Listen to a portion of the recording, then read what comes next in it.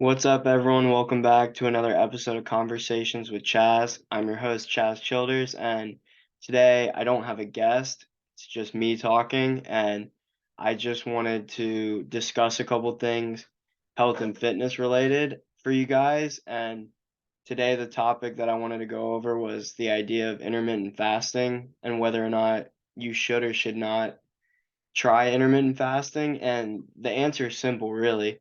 If it works for you, then great, use it. It's a great tool to have. And if it doesn't work, then you don't need to use it. I've tried it before because I know lot of good friends. I know people. Well, I have one of my good friends, Cole Wachowski, who was on the first episode. He actually does intermittent fasting, and he loves it. He's not a big eater, he doesn't have a big appetite, so for him to not eat half the day isn't a problem. And he got it from Kino Body, who's got some great content out there too. And he does intermittent fasting, and then he'll break his fast with something like a Rice Krispie treat or something small like a piece of fruit, and then he has a big feast at the end of the night. And so that's essentially what my friend Cole does. And I've tried this before, but my issue is I have I have like a clock in my head basically that tells me, oh, I can eat in 5 hours, 4 hours. I just count down until I can eat. And so the whole day I'm like miserable, and it's not fun for me. And so it's easier for me personally to just eat breakfast, eat a good filling breakfast, and then eat lunch and then eat dinner. And then if I need a snack or something throughout the day, it's much easier for me to stay within my calories, or at least mentally be okay with the idea of dieting. And so my advice to anyone would be to try it. Of course, try it a week, see if your body adapts to it. If you're not a big eater, I think it's perfect. In theory, intermittent fasting is great because you don't eat and then you end the day eating a lot, so you can eat higher calorie foods, you have more to work with, and then you go to bed full, and so you should wake up a little full from your meal the night before, so you shouldn't want to eat breakfast. But if you have a big appetite and you're used to eating and it's hard to shake that habit, there's nothing wrong with eating breakfast.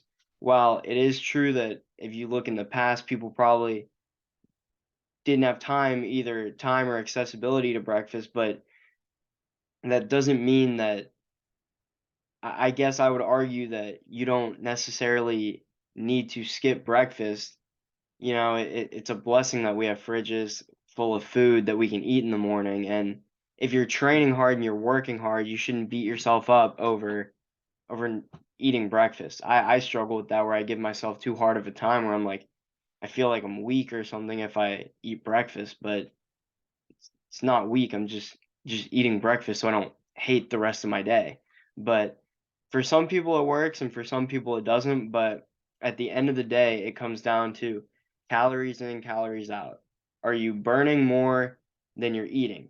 If the answer is yes, you're going to lose weight, and if you're eating more than you're burning, you're going to gain weight regardless of the diet. And that's the great thing about nutrition is you can try out so many different diets, and if one works for you, just stick with it. And if you're happy and you can sustain it for a long period of time, then definitely stick with it. And those are my thoughts on intermittent fasting. I think that nutrition isn't talked about enough, and I don't think we're properly taught nutrition in school, and I had to find this stuff out through various other outlets. But once you realize it's calories in, calories out, you can really eat whatever you want. While your health may benefit from certain foods instead of others, or you'll feel more full if you're eating clean foods where you can eat high volume, which is really what you want to be doing, especially if you're a big eater like I am. I love to eat, especially if you have a huge appetite. You want to eat volume foods, high volume foods that you can eat more of. But it literally just comes down to calories in, calories out. And then when you know that, it puts things in perspective, like the tablespoon of olive oil that you might use two or three of them when you're cooking food so that it doesn't stick to your pan. And then you realize you're putting 300, 400 calories on the pan before you even put the food in the pan. And so it's like finding simple switches like that as well. And once you learn those things and the little things and the things like switching out what type of bread or tortillas or dressings and seasonings. When you switch out fatty dressings and condiments, makes things a whole lot easier. It doesn't make them completely easy. I struggle all the time. Dieting is not fun sometimes. It's really not, but it can be a little bit easier when you keep these things in mind.